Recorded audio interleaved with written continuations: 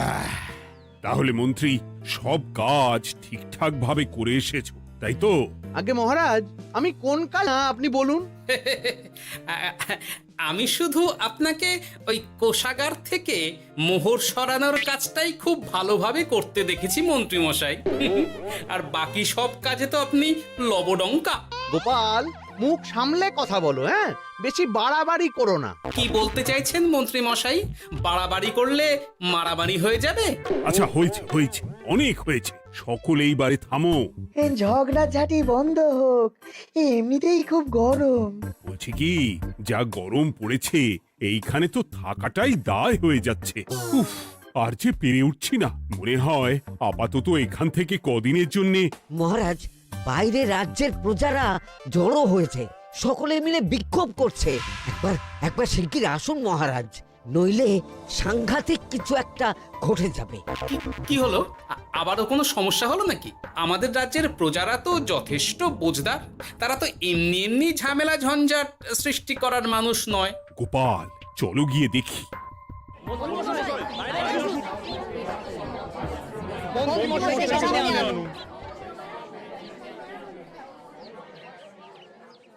কি ব্যাপার, তোমাদের কি সমস্যা হয়েছে?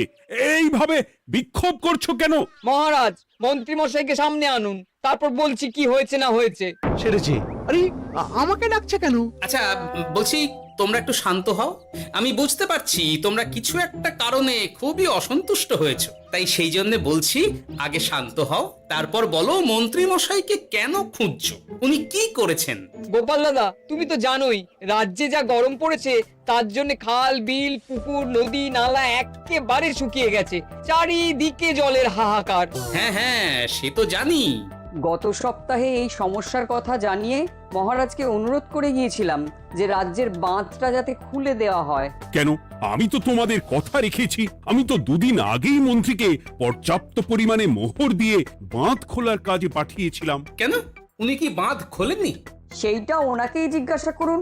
গত দুদিনে উনি তো বাঁধ খুলতে আসেনি, উপরন্তু আমরা ওনাকে ডাকতে গেলে উনি আমাদেরকে তাড়িয়ে দিয়েছেন। সে কি, এ তো ভারী অন্যায়। দুদিন ধরে অপেক্ষা করে আর না থাকতে পেরে আজকে আমরা এখানে এসেছি। এই অবস্থায় আমরা কি করব? যদি আমাদেরকে আমাদের রাজ্য সাহায্য না করে তাহলে কোথায় যাব আমরা?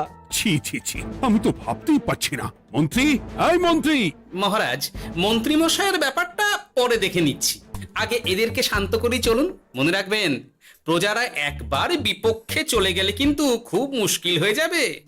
শোনো সকলে, তোমরা আজকের দিনটা একটু কষ্ট করো। আমি কথা দিচ্ছি, কাল সকাল হলেই বাঁধ খোলার ব্যবস্থা করব, ঠিক আছে? ঠিক কথা বলেছো তো গোপাল দাদা। দাদা বলে যখন ডাকো, তখন দেখো এই দাদা তার ভাইদের কিছুতেই নিরাশ করবে না। শুধু আজকের দিনটা একটু চেয়ে নিচ্ছি, ব্যাস। ঠিক আছে, আজকে আমরা চলে যাচ্ছি, কিন্তু কালকে কিছু না হলেই। কোনো কিন্তুরই জায়গায় নেই পুঁটির বাবা। আর তোমরা রাগ করো না। চিন্তা করো না, সকাল হলেই সাঙ্গ পাঙ্গ নিয়ে আমি বাঁধ খোলার কাজে নেমে যাব।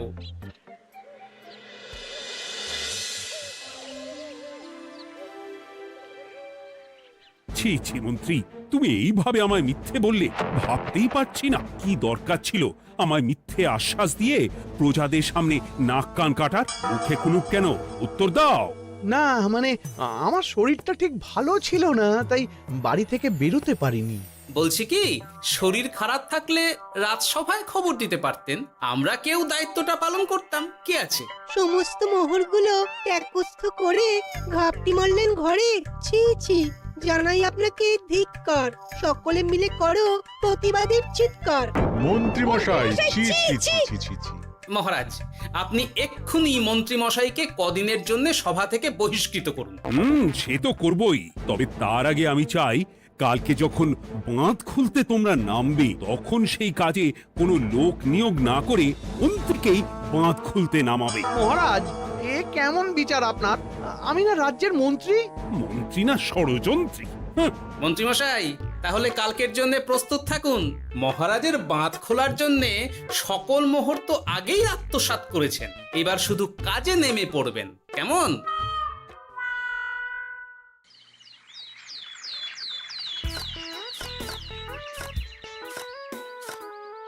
ওহ গোপাল, এইবারে ছেড়ে দাও, আর পাচ্ছি না।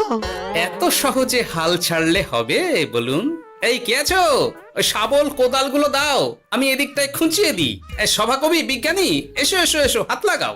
সবে মিলে করি কাজ, বাঁধ খোলা হবে আজ। বাঁধ খোলা হবে আজ, মন দিয়ে করো কাজ। একদম, হাত লাগাও, জোর লাগাও। গোপাল দাদা, সভাকবি, বিজ্ঞানী দাদা আর আর বাকি দাদা ভাইরা আসুন আসুন, সকলে একটু শরবত খান। আমাকেও একটু শরবত দাও। মোহরগুলো খেয়েও তৃষ্ণা মেটেনি বুঝি? হুম হুম। বাঁধ এক্ষুনি খুলবে, প্রজাদের সব জ্বালা জুড়বে। বাঁধ খুলে গেছে। আমাকে বাঁচাও, আমাকে বাঁচাও। কোনো সময় ভুল করলে নিজেই সেই ভুল শুধরে আবার ফিরতে হয়। আপনিও তাই করুন মন্ত্রী মশাই, নিজে নিজেই উঠে আসুন। চলো সকলে। গোপাল, তুমি তোমার সাথীদের নিয়ে যা করলে সত্যি ভাবাই যায় না। মহারাজ, নিজেদের রাজ্যের সমস্যায় নিজেরাই কোমর বেঁধে নেমে সমস্যার সমাধান করেছি, পরিস্থিতি মোকাবিলা করেছি। এর জন্যে আপনি এমন করে বলবেন না। ওহ, তোমরা না থাকলে যে কি হতো। মহারাজ, আমরা আছি তো, এত ভাববেন না আপনি। আপনি বরং আমাদের সকলের জন্য কিছু খাবারের ব্যবস্থা করুন, খুব খিদে পেয়ে গেছে। হ্যাঁ নিশ্চয়ই নিশ্চয়ই, তোমরা সকলে ভিতরে এসো, হাত পা ধুয়ে নাও, ততক্ষণে আমি রানীকে আহারের ব্যবস্থা করতে বলছি।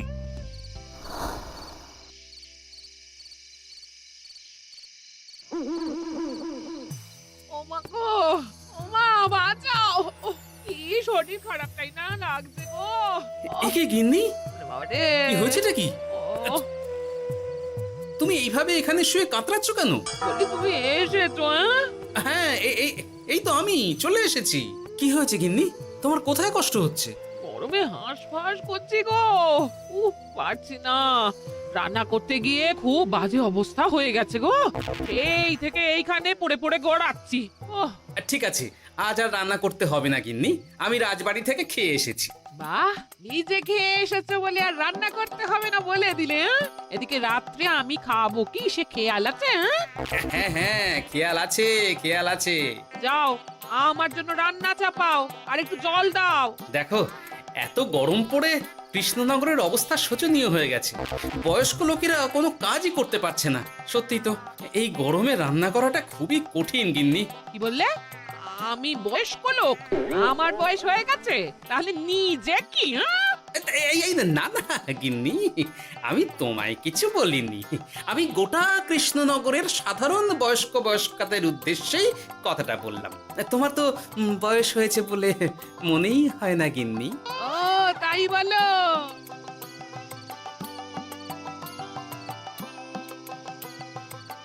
নাও গিন্নি, জল নাও। আজ না হয় আমি রান্না করব। হে ভগবান, মুখের একটু লাগাম দাও। এইভাবে যখন তখন সত্যি কথা বলিও না।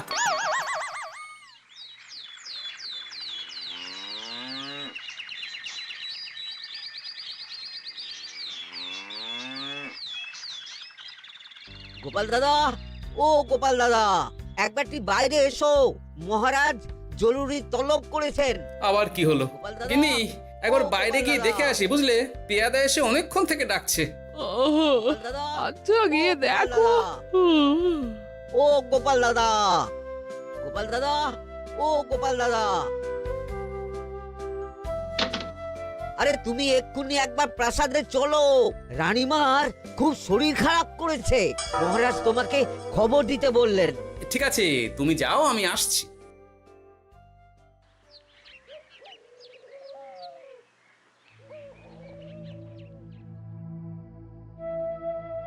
গোপাল, কি হবে বলো তো? রানী তো দুমদাম করে ব্যারামে পড়ে না।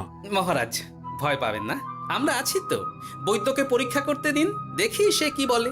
মহারাজ, অতিরিক্ত গরমের জন্য শরীরটা খারাপ হয়েছে। আসলে উনি এই তীব্র দাবদাহ নিতে পারেননি। তবে চিন্তা করবেন না মহারাজ, আমি বাড়ি গিয়ে এক ধরনের বিশেষ পথ্য পাঠিয়ে দিচ্ছি।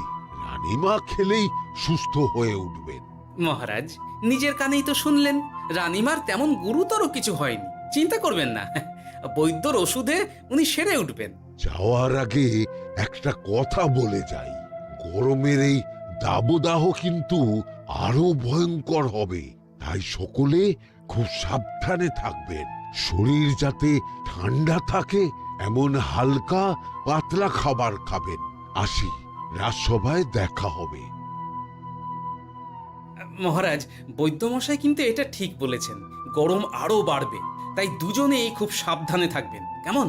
গতকাল তো আমার গিন্নিও গরমের চোটে কুপকাত হয়ে গেছিল, শেষমেশ আমাকে বাড়ি গিয়ে রান্না করতে হলো আর কি। ও বাবা, তাই নাকি?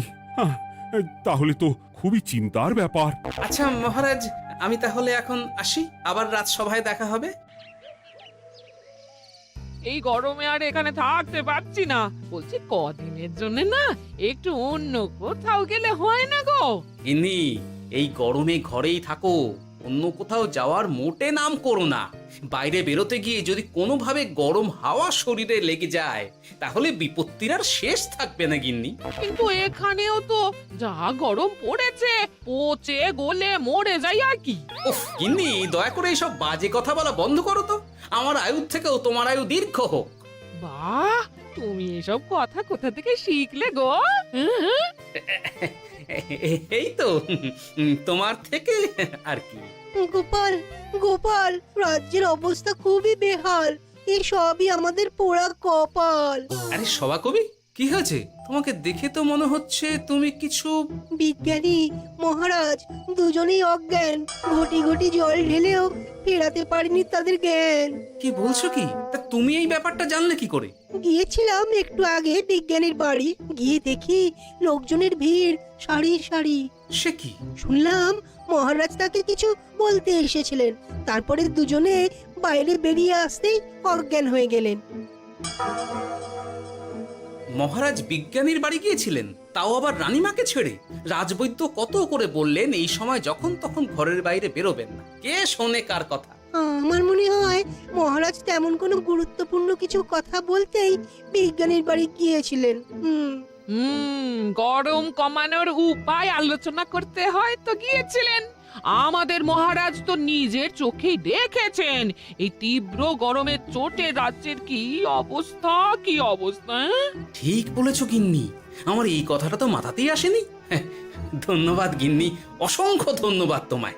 আমায় পরে ধন্যবাদ জানিও। হ্যাঁ, এখন আর দেরি না করে বৈদ্য মশাইকে সঙ্গে নিয়ে বিজ্ঞানী মশাইয়ের বাড়ি যাও। হ্যাঁ,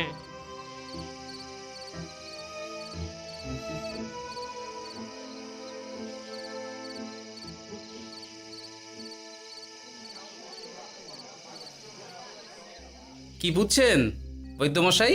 খুব একটা ভালো কিছু বুঝছি না গোপাল। দেখো, সত্যি বলতে ওই কৃষ্ণনগরের অবস্থা খুবই বাজে, তাই এখানকার মানুষেরা একে একে অসুস্থ হয়ে পড়ছে। বাইরের অবস্থাটাও তো ভালো নয়, বুঝতেই পারছো। এখন সান্ধ্যকালীন হাওয়াতেও গরমের তাত রয়েছে। দেখুন, রাজ্যের যা অবস্থা তাতে যদি রাজ্যের মাথা থেকে সমস্ত প্রশাসনিক প্রধানরাই অসুস্থ হয়ে পড়েন তাহলে তো ভীষণ বিপদ। সে তো বটেই, এই জন্যেই আমি বলি কি, মহারাজ সহ সকল সভাসদেরা এই রাজ্য ছেড়ে কদিনের জন্য পাহাড়ি কোনো এক জায়গায় গিয়ে থাকুন, পরিবার নিয়েই যান। দেখুন, আগে নিজেরা বাঁচলে তবে তো রাজ্যবাসীকে ভালো রাখতে পারবেন, তাই না? কথাটা কিন্তু মন্দ বলেনি বৈদ্য। গোপাল, এই গোপাল, তুমি পাহাড়ে যাওয়ার ব্যবস্থা করো। এইখানে আর কিছুদিন থাকলে মরেই যাব। হ্যাঁ গোপাল, আমারও তাই মত। এক্ষুনি যা শরীরে ক্লান্তি এসেছে, আর কদিন এইখানে থাকলে মরেই যাব। মহারাজের অনুরোধে গরম কমানোর কোনো ব্যবস্থাও তো করতে পারলাম না, বাইরে বেরোনো মাত্রই দুজনে মূর্ছা গেলাম। বাবা, ঠিক আছে, বুঝেছি। মহারাজ, আপনি আর এই ব্যাপারটা নিয়ে বেশি ভাববেন না। বিজ্ঞানী, তুমিও আর বেশি কথা বলো না। আমি পাহাড়ে যাওয়ার ব্যবস্থা করছি। আমরা রাজসভা সকলে সব পরিবারে যাব। অনেক কাজ হয়েছে, এখন কিছুদিন আমাদের বিশ্রাম দরকার।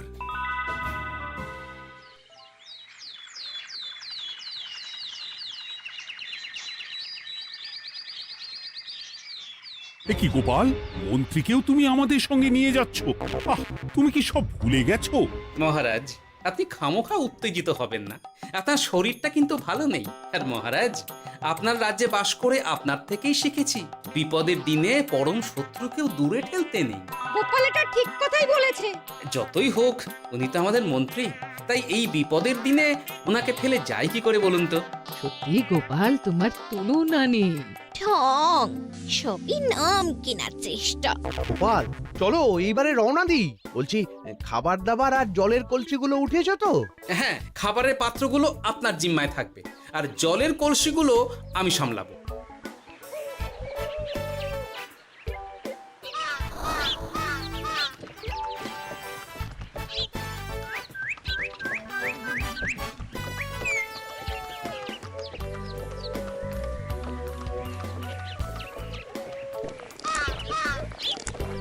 কি গো, তুমি খাবার ছেড়ে শুধুই জল খাচ্ছ?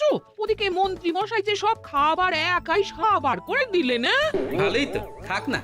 এরপরে বড় বাইরে যেতে হলে বুঝবে, আমি তো ওই জন্যই নিজের জিম্মায় শুধুমাত্র জল নিয়েছি। দেখো, জল খেলে ছোট বাইরে যাওয়ার দরকার হলে চলে যেতে পারবো, কিন্তু বড় বাইরে যাওয়ার দরকার হলে তো যেখানে সেখানে যেতে পারবো না। তাই জলই সই। কিন্তু সবার জল যদি তুমি একাই শেষ করে দিলে তাহলে? এই রে, এটা তো ঠিক বলেছো গিন্নি। পথে ঘাটে কোনো পানীয় জলের পুকুর বা কুয়ো দেখলে জল ভরে নিতে হবে, বুঝলে?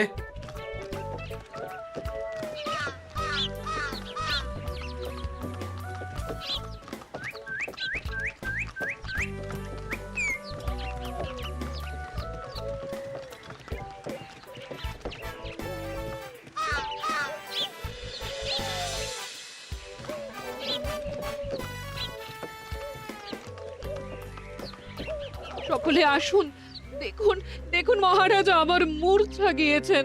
আসুন। সে কি, কৃষ্ণনগর পেরিয়ে এসেছি, এখন এই অচেনা অজানা জায়গায় এসে মূর্ছা গেলেন? গিনি, চলো তো শিগগির গিয়ে দেখি।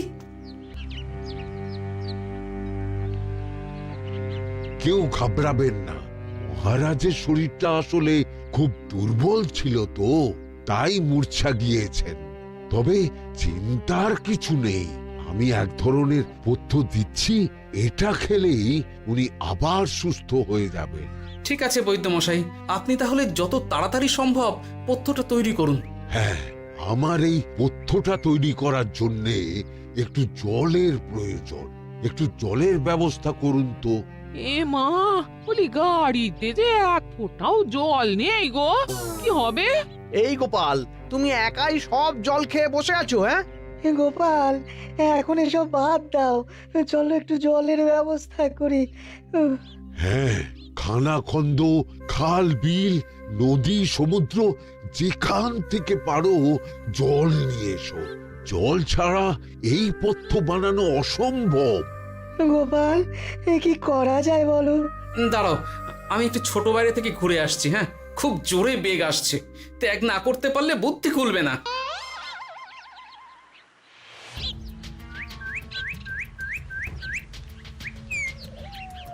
ওদিকে একটা পাত কুয়ো দেখতে পাচ্ছি মনে হচ্ছে।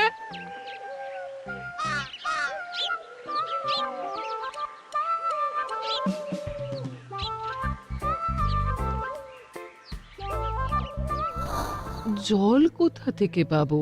তবে কি জলের অভাবে আজকে মহারাজ সুস্থ হতে পারবেন না? রানীমা, ব্যাকুল হবেন না, আমি আছি তো। আমি থাকতে কিচ্ছু অঘটন ঘটবে না। সকলে শুনুন, বিশেষত মহিলাদের বলছি, আপনারা সকলে নিজেদের কাছে যত শাড়ি আছে সেই প্রত্যেকটা শাড়ি আমাকে দিন। আমি শাড়ি জুড়ে জুড়ে লম্বা রশ্মি বানাবো, তারপর সেই রশ্মিতে বালতি ঝুলিয়ে জল তুলব। দয়া করে কেউ দেরি করবেন না।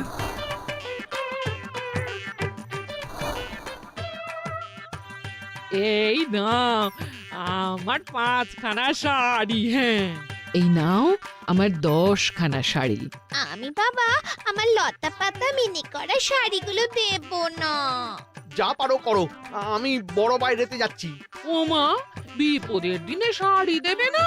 গায়ের জোরে নিয়ে আসবো। হ্যাঁ,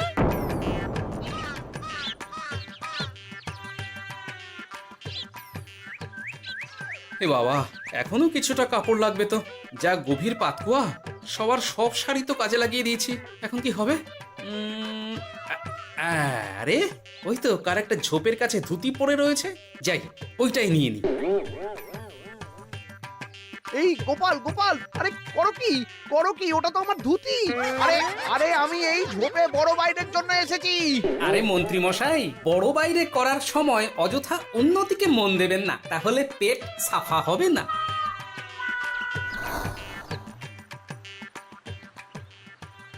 গোপাল, তুমি ছিলে বলে এই যাত্রাতে রক্ষা পেলাম। ভগবান তোমাদের অনেক অনেক মঙ্গল করুক। এই দেখো না, ওরা না আমার লতা পাতা আঁকা শাড়িগুলো নিয়ে নিয়েছে। এই দূর তোমার শাড়ির লতা পাতা, আমি নিজেই জড়িয়েছি বড় বড় ঘাস পাতা। চুল করছে রে, দূর ছাতা।